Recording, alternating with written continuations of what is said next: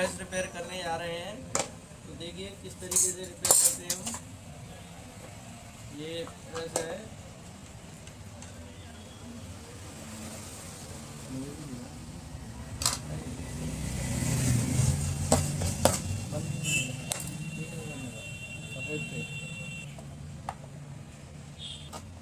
चल बड़ी बना लेंगे।